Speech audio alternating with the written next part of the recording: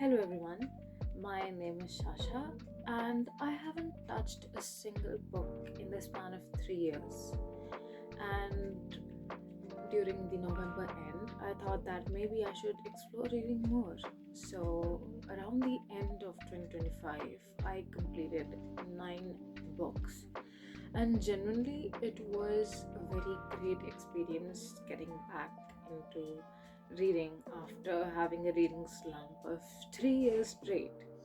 So, in this video, I am going to talk about all the 9 books that I read and what I felt about them, and what was the most iconic, most rememberable point about that particular book that I personally loved, and maybe some other nitty gritties that I might talk about regarding that particular book.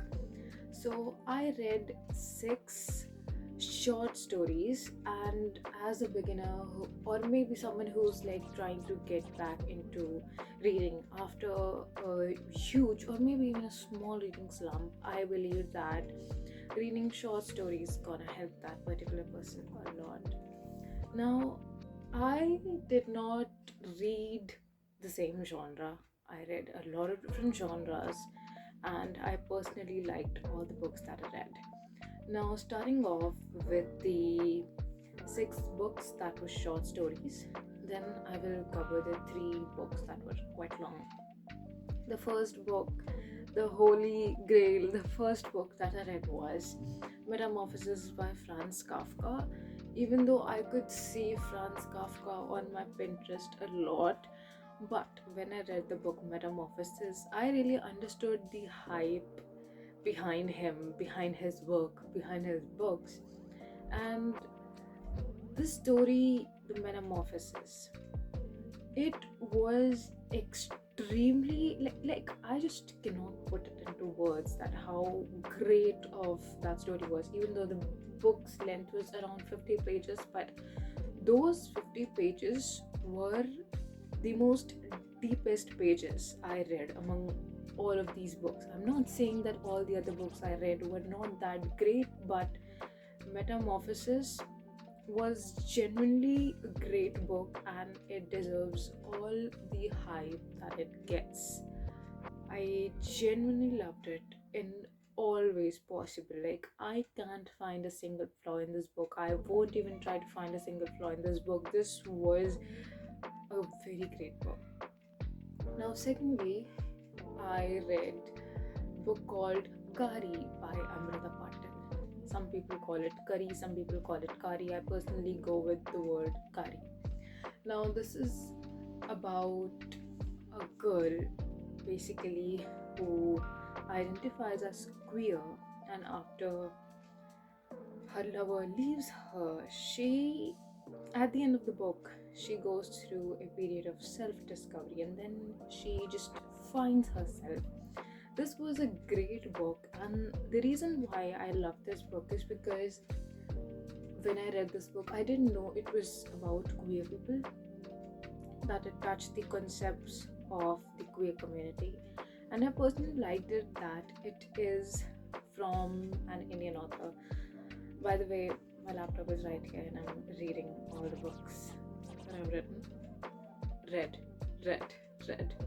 Anyways, so I really liked it that it covered the concept of queerness, the struggles of queer people, even though I personally could not find the struggles of queer people part, because queer people are not the happiest in India, and in this book, like, everyone was like okay with this main character being queer, so it was kind of weird, but okay, it was a great book. I'm not saying this is like the 5-star book, but it was a really great book.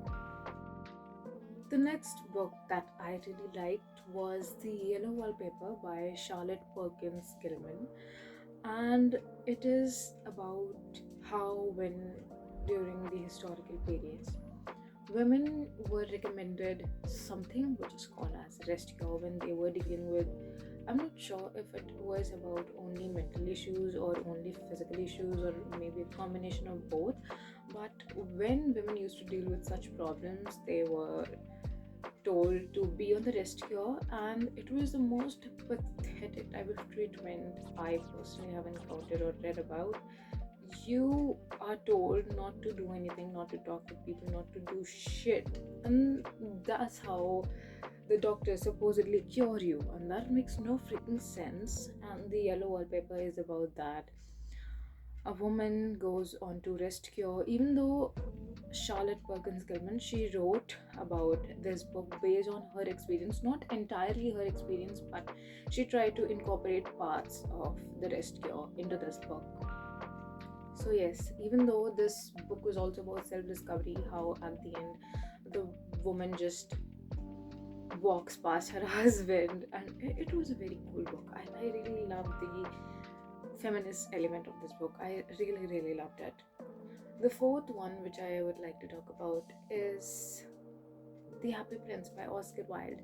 Even though I found this book as something maybe a child should read, but this book had a very great concept about just people making assumptions that if you smile, you're just happy. Even though this might not make a lot of sense, but in the story it did. That how the happy princess statue was always smiling, and people just assume that he was always happy, even though he was like crying in front of his bird friend. So it is about how society sees you, the mask you put on in front of the society. That's how the society sees you. And it was a really great book, and how the bird that I just talked about was one of the most coolest people in the book, and how the bird, even though the bird left his whole bird group and was helping the prince because he needed help urgently, and the prince wanted to help the people who needed help. Now, the fifth book that I would like to talk about is The Lottery by Shirley Jackson. This book was not something that I would have thought, as in, I didn't know what was going on up until the end. And it is like mind blowing. It is mind blowing. I would personally rate it a 5, a serious 5.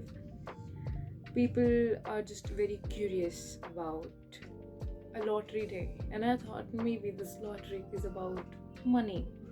That's what normal people would think. It's about money, but it was not about money.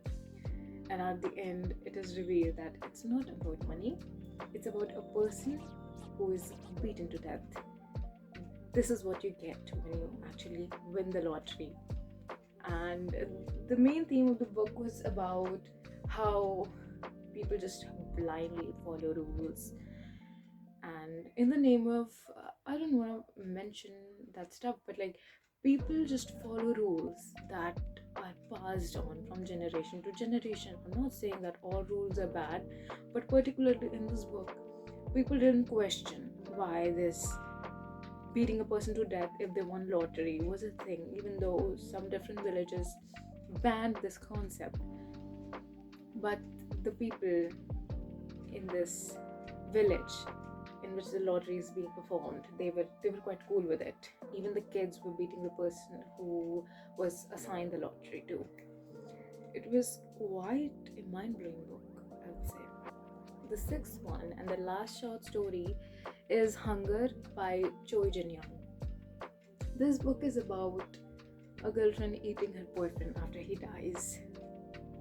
And I personally love true crime a lot, even though this is not based on true crime, but as a person who likes crime documentaries and stuff, I personally found this book really cool.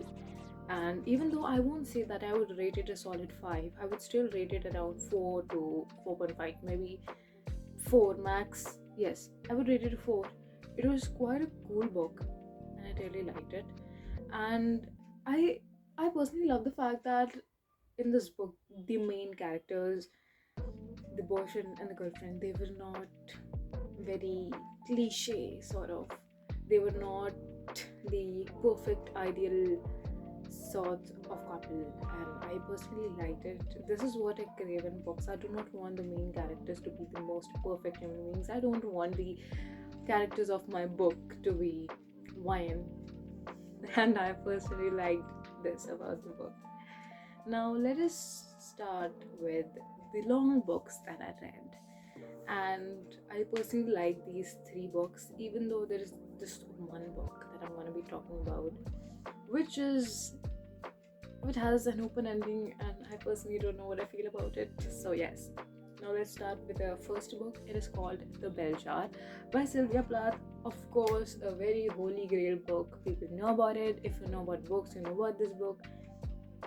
And the fig tree analogy, I loved it. I really, really loved it. This book has the greatest amount of quotes I have seen among all of these books. And not just because of the quotes, this book is great for me. This book is really great because it touches the topic of depression. How the main character Esther was dealing with all sorts of issues, how the term depression was talked about in this book, and it's around, I'm not sure in what year this book was written, but as for that time, this was quite an advanced book, and I loved it. Even though there is one aspect that I didn't like about this book, even though I would personally give this book a 5, but there is a reason I'm not giving it a 5 and I'm sticking to 4, is because this book was quite racist towards a lot of people. This book was quite problematic in some ways. And personally, I believe that art should be separated from the artist. But the thing is, I would personally not give this book a 5 because of how racist and sort of problematic this book was. But apart from that, if you separate those problematic elements, this book is really great. Like, after separating the problematic parts. And yes, the fig tree analogy was very, very great. And the self-discovery of Esther, the main character, was extremely good. How she recognized this bell jar, aka the depression that she was dealing with, would come again, maybe, maybe not, would come again into her life, and now she knows how to deal with it, is sort of what the book actually boils down to at the end. And I really loved it. I just can't stop talking about this book. The second one is Khachar Gochar by Vivek Shanbag. This is a book with open ending, and I personally do not know how I feel about this book. I really don't know if this book is a 1 for me or this book is a 5 for me. Even though I would personally not give it a 1, I would say this book is more like something between a 3 and a 4. I don't know. I would personally not give this book a 5 because of the open ending. And even though I personally do not mind open endings, because then the reader has the freedom to think about the ending and then mind, people can discuss over it. But the thing is, this book was extremely open that you do not know what's going on in the end, even though some people really love this book. But I don't find myself to be in that category. So this book is a 3 or a 4 for me. Even though this book is about a family who is not that great in financial terms, and then suddenly wealth comes into their life, and the whole bond, the whole unity of the family just sort of falls apart. This is what the book was about. I personally don't know what I feel about this book. I'm saying it for the nth time. I don't know. I genuinely don't know. The last book that I would like to talk about is The Year of Magical Thinking by Joan Didion. This book was about when her husband dies, and she describes everything that happens, how her husband got a heart attack when she was sort of handling him some sort of liquor, and how her husband dies right in front of her, and she was wishing that, I just hope he doesn't die, but he dies. But she's not able to comprehend the fact that her husband died. And for a lot of days or weeks, I'm not quite sure, she was still in that mindset that I just can't accept my reality that my husband is gone. And the it is quite different from how many people feel the pain when loved one passes. But in this book, Joan Didion doesn't feel what a lot of people feel. Some people feel deeply, and Joan Didion, even though she felt it deeply, of course, her husband died, but she does not quite show it externally. This is what is written in the book, and how there was this one. I'm not sure if that was a peon or what. There was this one person, and he was telling the doctor that she's a cool person. Like, you can tell her that her husband died. So it was quite weird. And how, when you're not just showing your expressions on the outside, people just assume you're cool because someone died, especially a loved one. It was quite bad, but I really like the fact that how, even in this book, the book ended on quite a positive note, and how Jo didn't found herself after her husband died. There was this one line that stuck with me.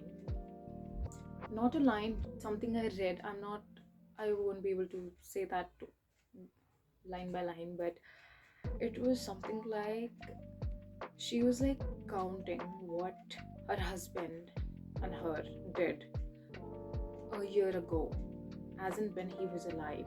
She used to count that, oh, this is the sixth, and this is what we were doing a year ago on sixth, and that was very emotional for me to read. So yes, that was the video. I hope you liked it, and I would be coming around with a lot of book content soon. Thank you.